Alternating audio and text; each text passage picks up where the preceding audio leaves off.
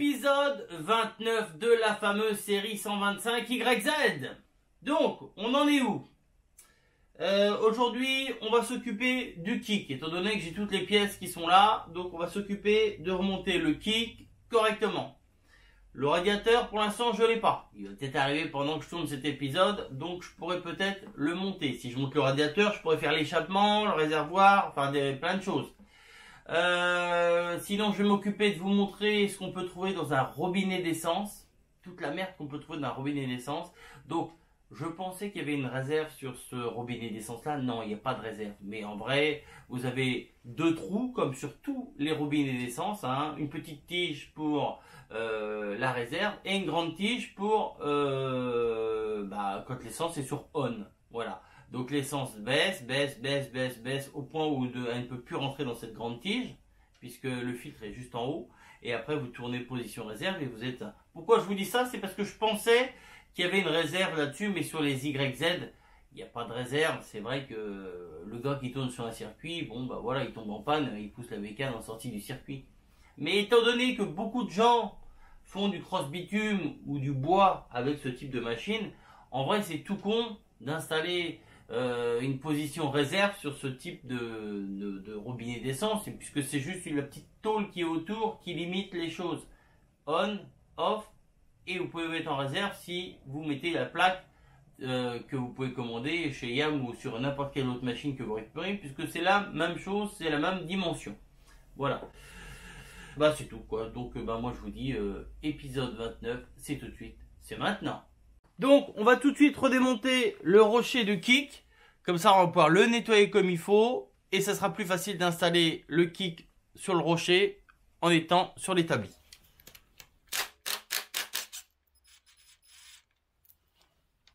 Tac.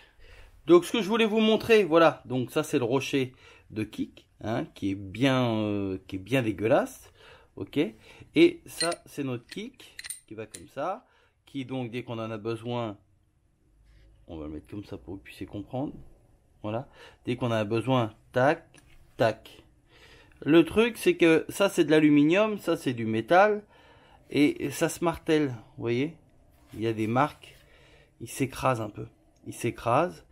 Et vous voyez, même comme c'est esquinté. Et c'est ça qui donne du jeu. Et que le kick, après, ça fait ça, quoi. En gros, ça fait...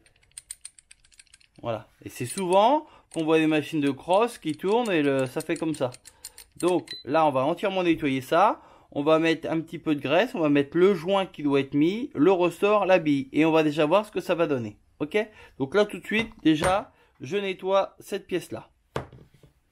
Donc on voit la gueule quand même de notre pièce. Hein. C'est pas très propre.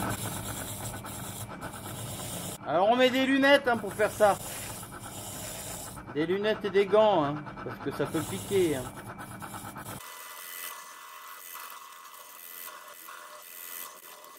On n'est pas là pour enlever tout le métal, hein, bien au contraire. C'est là qu'on peut voir si la pièce est martelée. Bon, là c'est la partie acier, donc c'est plus costaud par rapport à l'autre partie qui est en aluminium. Donc s'il y a une partie des deux qui est martelée, c'est surtout le kick en alu. Hein. Voilà, je pense que ça suffit, on n'a pas besoin de faire que la pièce...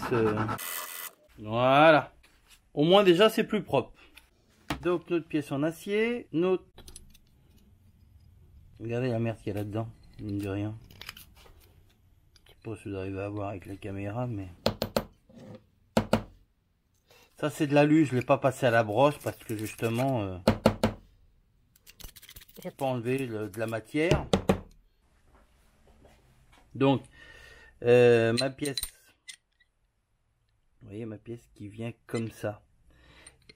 La pièce, elle se martèle d'ici, là. Vous voyez? Parce que quand j'appuie, c'est ici. Et c'est ça qui vient en contact taper.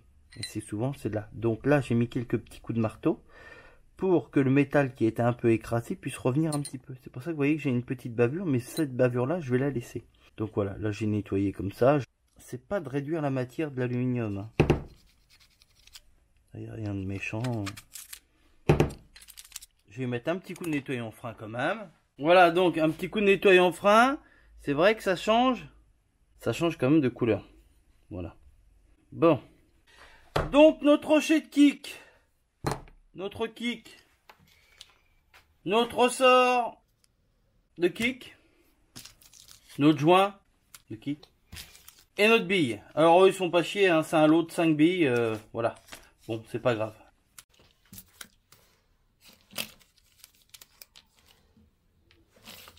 Là, on va essayer de faire vraiment en sorte de sortir une bille. Ça, les autres resteront à leur place.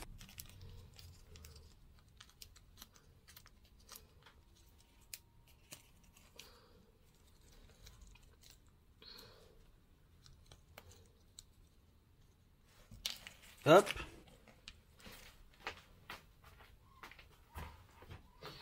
En principe, il y a des gamelles aimantées ici. Pour ce genre de choses. Voilà. Et notre petit joint.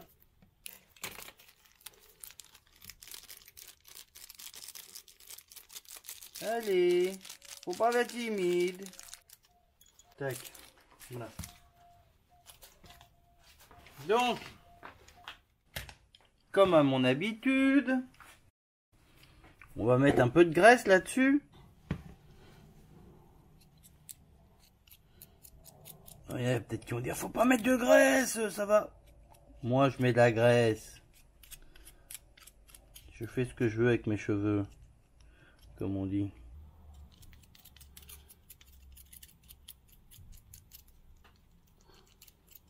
Il paraît que c'est un peu casse-couille à remonter ça. Je vais vous le dire, j'en ai jamais remonté avec système de billes, de ressort et tout. J'espère que je vais pas courir après le ressort dans l'atelier. Puis voilà quoi. Est-ce que ça peut tenir debout? Que non, ça peut pas tenir debout. Mettre un tout petit coup à l'intérieur avec le wad. Voilà, c'est juste pour dire que c'est un peu partout. Bon, un chiffon. Alors, dans la logique des choses, on voit un épaulement en bas. Donc pour moi, c'est le joint qui ira ici. Le joint, je pense qu'il est là pour empêcher que toute la merde rentre dedans. Donc nous, on va le mettre tout en bas. Tout en bas ou je le laisse là? Si je le laisse là, il y a une chance que je l'écrase et que je le rentre dedans. Que si je le mets tout en bas, je vais peut-être dû le passer avant de mettre la graisse en vrai. Voilà. La graisse partout dessus. Tac. Et donc, logiquement, alors est-ce qu'il y a un petit sens pour ça? Non. Oh, les petits choix de ouf. Les petits ressorts, je veux dire. En gros, on met ça là-dedans. Alors déjà, vous voyez, là je détecte un problème. À moins que ce soit fait exprès. Je vais faire un essai. Ouais, je détecte un problème. Regardez, j'appuie sur la bille, le ressort reste coincé. Ça veut dire quoi? Ça veut dire qu'il y a de la merde dedans. Vous voyez, comme ça, c'est bien de le faire en direct, hein. Vous voyez, ça aurait pu être caché ou quoi que ce soit. Là, je vous montre que dedans, il y a de la merde dans le truc et que le ressort ne peut pas fonctionner. Donc, il sert à rien, en gros. Donc, maintenant, on va falloir le ressortir sans l'esquinter. Je sais pas comment je vais pouvoir faire.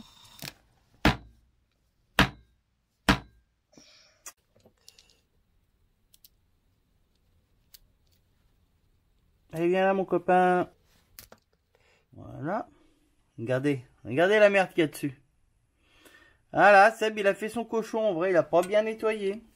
J'ai pas été gratté là-dedans, c'est vrai. C'est vrai que j'ai pas été gratté là-dedans. Donc on va redémonter le petit joint torique, là, quand même. Pour pas, voilà, déjà qu'il y a plein de merde. On va ressuyer ça. Pas se faire chier, hein. Je vais essayer de soulever un peu la caméra, parce que là, elle est vraiment très près et ça me gêne. Est-ce que je suis au milieu de la caméra? Voilà. Donc, bon, bah... voilà, on va nettoyer ça. Bon, bah ça, je vais lui mettre un petit coup de nettoyant en frein, hein. Là, on va le mettre dedans. Je vais mettre un coup de soufflette. On va le mettre dans le tournevis pour lui mettre un coup de soufflette. Comme ça, ne se sauvera pas. Ah oui, d'accord, je sens les cailloux déjà. D'accord. Bon.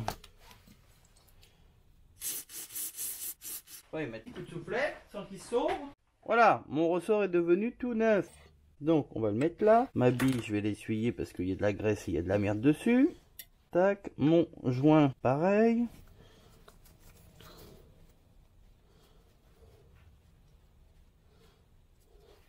Tac.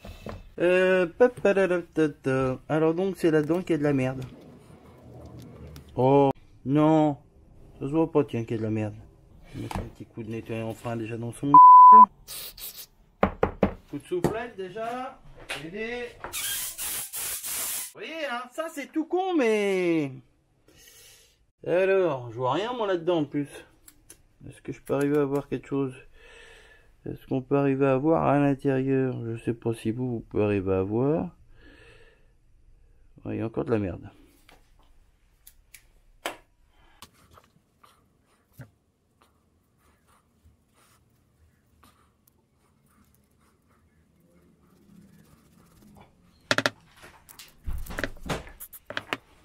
Bon, maintenant qu'on a tout nettoyé, on va essayer notre ressort. Notre ressort doit pouvoir coulisser aisément dedans. Sinon, il n'y a pas l'intérêt d'avoir un ressort. Hein.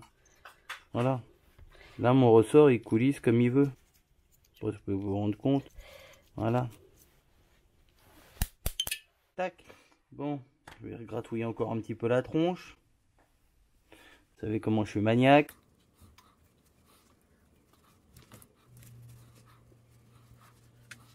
Vous voyez, des fois, il suffit pas de changer les choses, changer une pièce pour que ça marche forcément. Hein. Vous avez vu? On a mis tout en neuf. Enfin, je parle en pièces consommables, hein, donc qui est joint et ressort. Et arrivé là, bah, c'était pas encore ça. Hein. Donc des fois, faut réfléchir un petit peu, faut essayer de comprendre le pourquoi du comment. Allez, on va mettre un peu de soufflette. Petit coup de nettoyant. Donc, on va pousser tout ça. On n'en a plus besoin. Ça, cette histoire-là, de billes, de joints, de machin, je suis sûr que les 3/4 qui ont des YZ ne savaient même pas qu'il y avait tout ça à l'intérieur du kick. Bon. Alors. On va remettre un petit peu de graisse partout là-dessus. C'est sûr qu'en même temps, vous avez vu, là, il n'y avait même pas de ressort, il n'y avait pas de billes, il n'y avait pas de joint. Donc, c'est sûr d'être, c'est dur d'être efficace.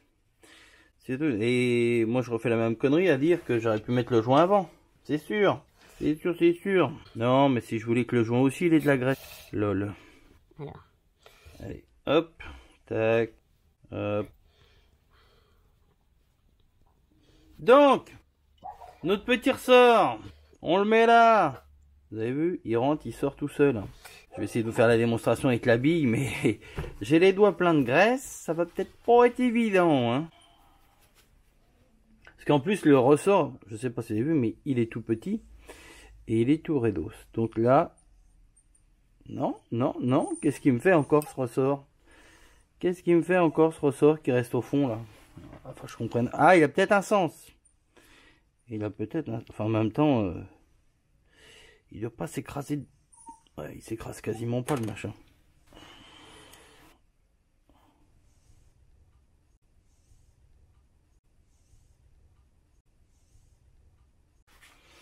Bon, on va bien essuyer ses doigts parce que là, je vais me tenir avec le chiffon. Donc il paraît que c'est un petit peu la misère pour remettre ça là-dedans. Donc, maintenant il n'y a plus qu'à emboîter. Sauf que, si vous voyez bien, je tourne pas trop pour pas que la bille tombe. Oh là, mais.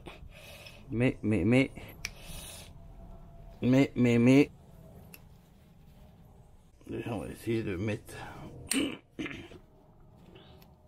Voilà. Ah, et puis en plus, ça fait un cran. Dac, dac. Tac, tac. Je sais pas si vous voyez. Hop, tac, il y a un cran. On en apprend tous les jours.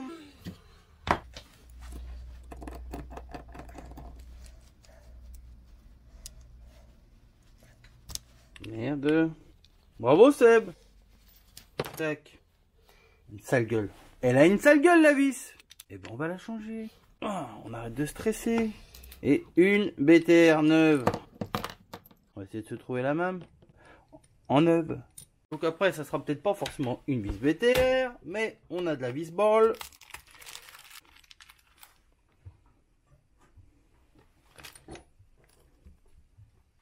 Qu'est-ce que ça donnerait ça?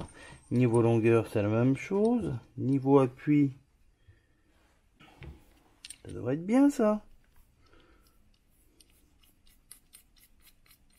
qu'en vrai, la vis, elle sert juste à passer dans la gorge pour pas que le kick puisse sortir. Hein. Il y a pas de... Elle n'a pas une fonction de fou. Hein. Tac. Voilà, elle ressort un tout petit chouille. Tac, vous voyez, et hop, on a un cran. Je sais pas si vous arrivez à le voir. Hop, vous avez vu? Ah, je suis content. Bon, et ben impeccable. Allez, on remonte ça sur la machine. Donc, notre kick. Donc, on va enlever notre vis. Ok, donc, on installe notre kick. Donc, on essaie de le mettre bien droit.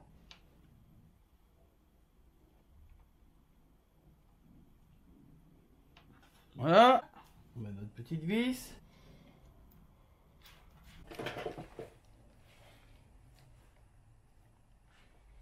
Serrage à 10 Nm.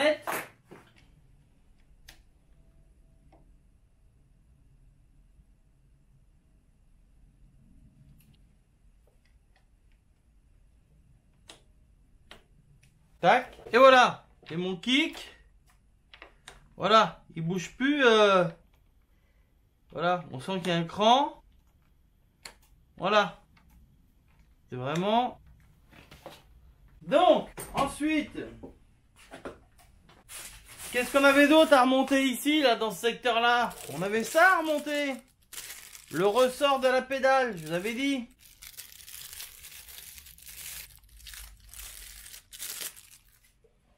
Le beau petit ressort qui va là.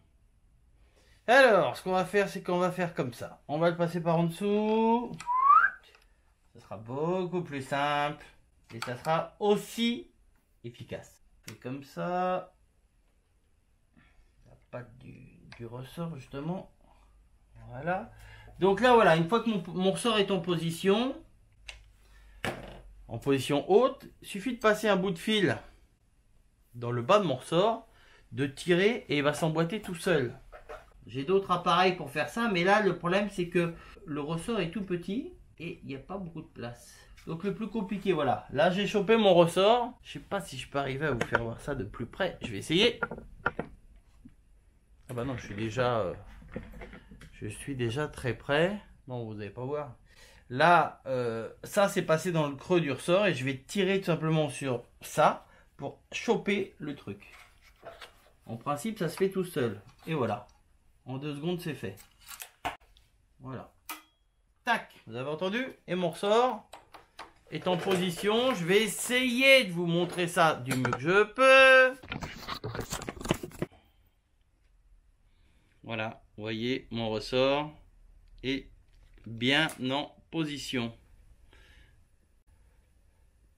Donc voilà, comme ça, c'est bon. Mon kick opérationnel, la pédale de frein est opérationnelle et le ressort est bien en place. Voilà. Tout de suite, je vous montre le robinet d'essence. C'est parti! On va nettoyer entièrement le réservoir. Et là, je vais vous montrer souvent des choses. Quand les gens me contactent, me disent il y a ça comme problème, machin truc, je leur dis que ça vient, ça peut venir des filtres qui se trouvent à l'intérieur. Et là, vous allez voir. Vous allez voir. Je vais prendre un petit tournevis. Pour vous imaginer. Donc ça, je vous explique. Ça, c'est la réserve. Ça, c'est la réserve. Et ça... Non, même pas. Attendez, il manque quelque chose. Bon, alors je vous explique. D'origine, ici, il y a un plus grand tube qui fait office de réservoir normal. Et quand l'essence est trop bas, qu'elle ne peut plus passer par le grand tube qui est ici, on passe sur la réserve et c'est celui-là. Et là, mais regardez, regardez. J'invente rien. Mets-toi bien sur le truc. J'invente rien.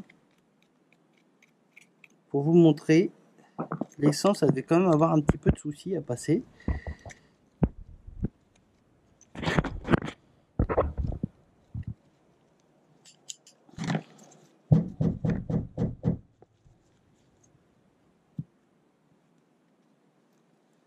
Alors déjà, quand je vois ce qu'il y a dans l'essence, bon, j'imagine même pas ce que les mecs qui mettent dans leur moteur comme huile, parce que... Voilà, vous voyez, vous imaginez le truc. Comment voulez-vous que ça marche correctement, hein? Comment voulez-vous que... C'est un truc de fou. Alors, on va mettre ça là. Donc, nos deux vis du robinet d'essence elles sont là. Il nous faut le petit joint. Il nous faut l'autre petit joint. Donc ça, c'est nos petits joints.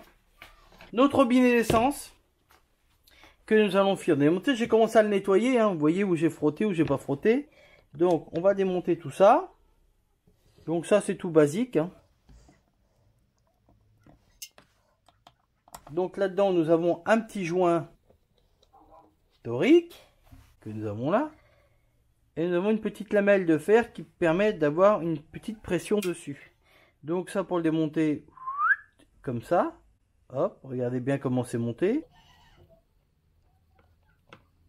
Hop, donc vous voyez où j'ai frotté, où je ne pouvais pas frotter à cause des vis. Donc ça, tout de suite, je vais le nettoyer déjà. Donc rien de spectaculaire, hein, avec, vous allez voir. Donc voilà, ma petite tôle, toute belle. Tac. Donc ensuite, on regarde, on a cette petite pièce qui fait office de tension. Donc cette petite pièce là qui va dans ce sens là. Et là, donc quand on ouvre, on va trouver, est-ce que je suis bien devant la caméra? Par là, je suis bien devant la caméra. Voilà, regardez. Donc notre petit joint qui va autour. Et on a même un petit joint au fond. D'ailleurs, logiquement, je l'ai commandé aussi, ce joint là. Faut que je regarde ça. Vous savez, là, on dirait une tête de bonhomme. On dirait un petit africain là, dans la bande dessinée, je sais plus comment là. Donc, et ce que je vous disais, c'était ça. En vrai, si vous voulez avoir une réserve sur une YZ, il suffit de changer cette petite tôle qui n'a que 2 positions, ouvert, fermé, par une où il y a réserve en plus, et cette petite pièce là. Et encore même pas cette petite pièce là, parce que là, que je vous raconte pas de bêtises. Donc, soit c'est ouvert, donc l'essence passe par le trou du haut, passe par en bas. Tac. Et si on le mettait sur réserve, ça serait comme ça carrément. Et ça passerait du haut à là. Donc en vrai, il y aurait juste à changer cette petite plaque. Vous récupérez sur un autre robinet à essence cette petite plaque là où il y a marqué on, off et réserve. Et là, vous pouvez avoir une réserve sur une YZ. Bien sûr, si vous emboîtez la grande tige qui est ici, alors ça c'est une tige en laiton au départ, et en haut le filtre il est. Vous voyez, c'est comme si c'était le stylo là, donc c'est une petite tige en laiton, et le filtre qui ici se trouve ici. C'est-à-dire que donc quand on est en normal, sur ouverture, c'est celle-ci qui fonctionne. L'essence, tac, tac, tac, tac, tac, tac, tac. Dès que l'essence arrive à ce niveau-là, qu'on n'a plus d'essence qui peut aller dans la tige. En vrai, la tige n'est pas aussi longue. Hein. En vrai, elle doit faire quoi? Elle doit faire ça comme longueur. Voilà. Dès que l'essence arrive en dessous, que l'essence ne peut plus aller, la moto va se couper. Brrr, vous tournez votre truc. Et là, après, c'est cette qui va prendre le relais. Et l'essence passera par cela. Le système de réserve marche comme ça sur un réservoir. Vous avez une tige un peu plus longue avec le filtre en haut. Dès que l'essence elle est en dessous, le niveau du filtre, ça coupe le moteur puisqu'il n'y a plus d'essence. Vous tournez l'autre et l'essence passe par là. Soit elle passe par ce trou là, de là, elle va là dans le carburateur. Soit elle passe de ce filtre là par ce trou là dans le carburateur. Voilà, ça c'était la petite truc. Je nettoie tout ça.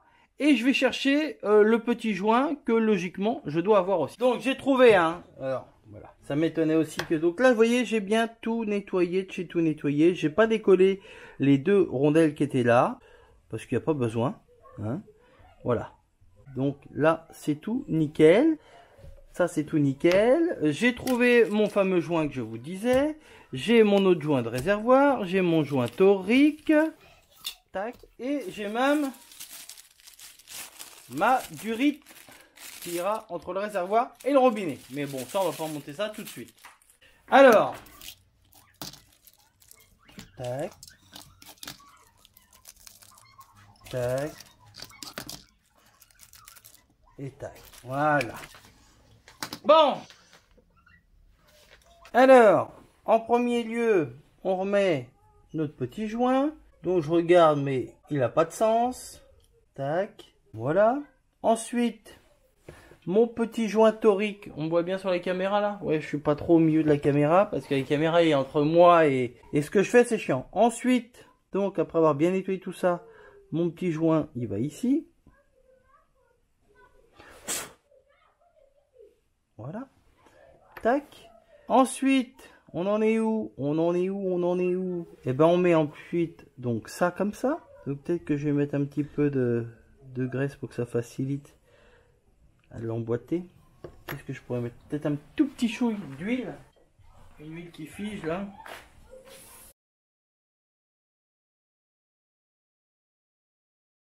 Tout autour.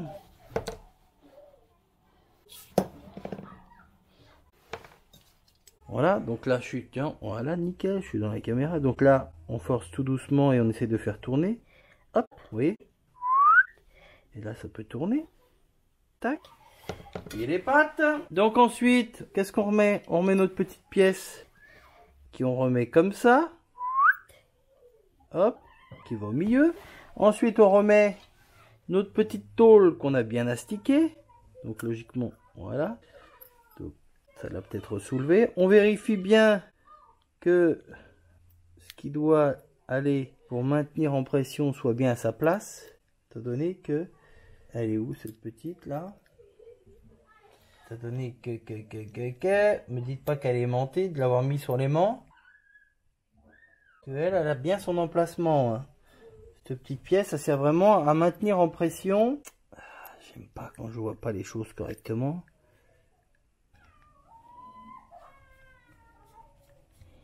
Tac. Sans la décoller de place. Donc, comme ça on est sûr qu'elle peut pas bouger. On va y remettre une vis. Tac. Alors ça c'est tout con mine de rien, mais faut pas se louper parce que si la petite pièce qui sert à maintenir en pression... Je vais m'expliquer un petit peu mieux.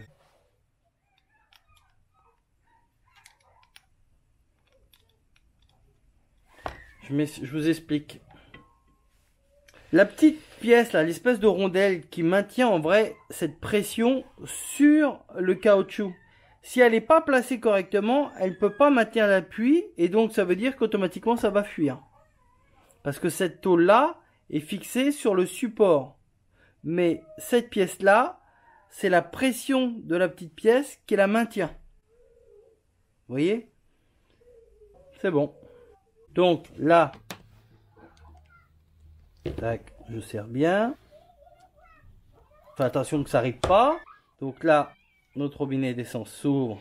Là, essence fermée, là, essence ouverte. Notre petit joint qui va ici. Bon, il va falloir qu'il rentre. Voilà. Vous voyez, donc quand il est neuf, on voit, vous voyez, on le voit en surépaisseur. L'ancien qui était là. Vous voyez la forme qu'il a? Il est tout berzingue. Voilà. Et donc là, on va pouvoir remonter notre robinet sur le radiateur. Donc, ensuite, notre réservoir, après avoir bien été nettoyé. Voilà. Donc notre robinet, tout beau, tout propre. Tac. On va monter notre robinet. Donc, bien sûr, le réservoir a été entièrement nettoyé. Hein, vous avez vu la couleur qu'il a par rapport à la couleur de départ. Donc, on fait en sorte que le petit joint ne bouge pas de son emplacement. Donc, pour être sûr, vous pouvez faire ça. C'est-à-dire, placer les vis. Placer les vis dedans. Vous les vissez légèrement. Comme ça, ça évite que le joint puisse bouger, étant donné, bah non, là c'est bon, ça évite qu'il puisse bouger quoi. Mais encore même pas, il n'est pas en appui direct. Donc là, vous installez votre truc. Donc là, vous installez votre truc.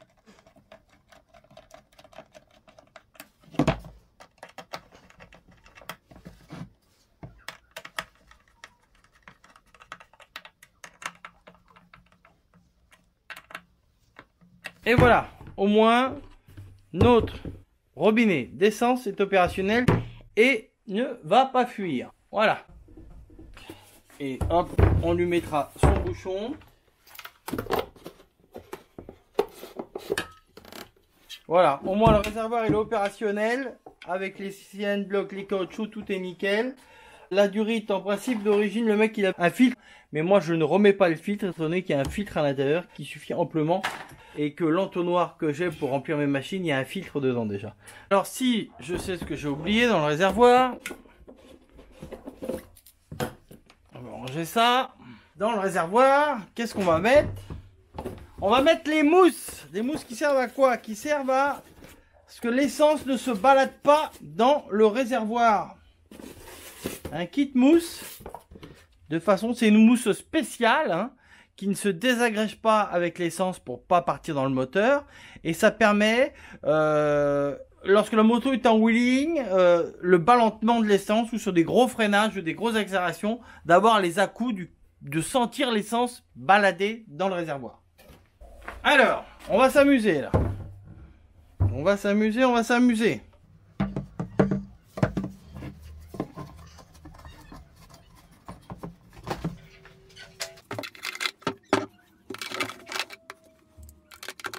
Alors, replacer les mousses dans un réservoir, je peux vous dire que c'est chiant.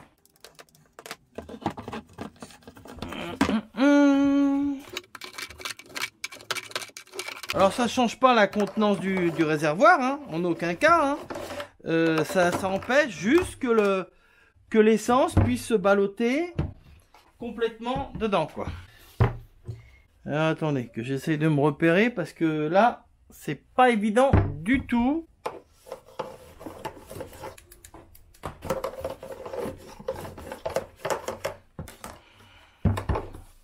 Comme ça, si le gars veut faire des wheelings, il n'y a pas de souci, il n'aura pas la turbulence des va-et-vient de la contenance du réservoir. Voilà. Comme ça, là, il y a le kit mousse complet dedans.